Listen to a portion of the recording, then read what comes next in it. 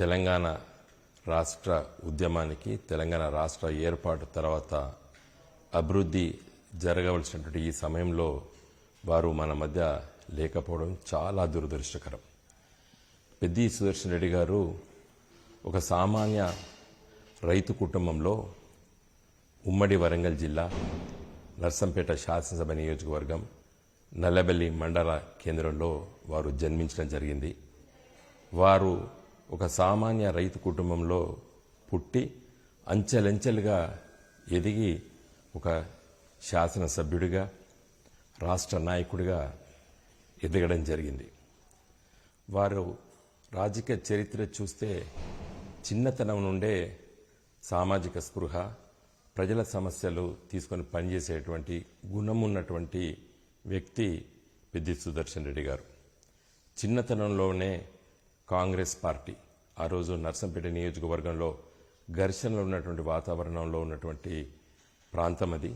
ఆ సమయంలో ఆయన కాంగ్రెస్ కార్యకర్తగా, బ్లాక్ కాంగ్రెస్ ప్రెసిడెంట్గా, జిల్లా కాంగ్రెస్ పార్టీ నాయకులు నాటి అధ్యక్షులు చెరుకుపల్లి శ్రీనివాసరెడ్డి గారి నాయకత్వాన పనిచేసిన సందర్భంలో 2001లో కేసీఆర్ గారి నాయకత్వాన తెలంగాణ రాష్ట్ర సమితి ఆవిర్భవించడం, జూన్ మాసంలో హన్మకొండ నగరంలో ఒక పెద్ద బహిరంగ సభ కేసీఆర్ గారు నిర్వహించి దాంట్లో ప్రసంగించిన తర్వాత వరంగల్ జిల్లాలో వాతావరణం చాలా పెద్ద ఎత్తున మార్పు జరిగింది.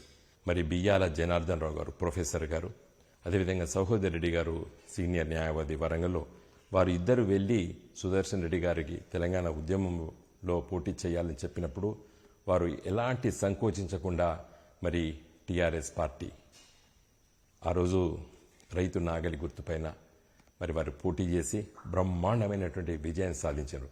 వారిపైన నాడు తెలుగుదేశం పార్టీ తరఫున పోటీ చేసినటువంటి వ్యక్తి నేటి రాజ్యసభ సభ్యులు వేం నరేందర్ రెడ్డి గారు. రేవంత్ రెడ్డి గారికి ముఖ్య సలహాదారు ఉన్నటువంటి వేం నరేందర్ రెడ్డి గారు నాడు మరి పెద్ది సుదర్శన్ రెడ్డి గారు జెడ్పీటీసీ నల్లబెల్లి పోటీ చేసినప్పుడు వారి చేతిలో వారు ఓడిపోవడం జరిగింది.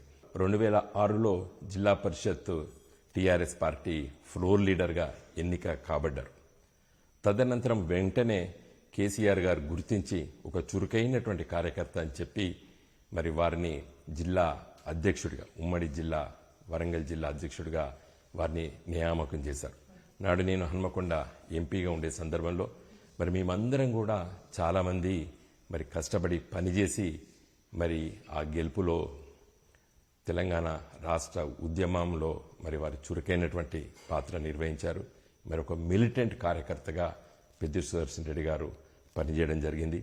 ఒక శాసనసభ్యుడిగా 2018 నుండి 2023 వరకు నర్సంపేట శాసనసభ నియోజకవర్గాన్ని చాలా గొప్పగా అభివృద్ధి చేయడం జరిగింది. వారు ఈరోజు మరి దేవాదుల నీళ్లు రామప్ప నుండి పాకాల చెరువులకి మరి ఈరోజు లిఫ్ట్ చేసి నింపడం అంటే అది పెద్ది సుదర్శన్ రెడ్డి గారి ఒక ఆలోచన.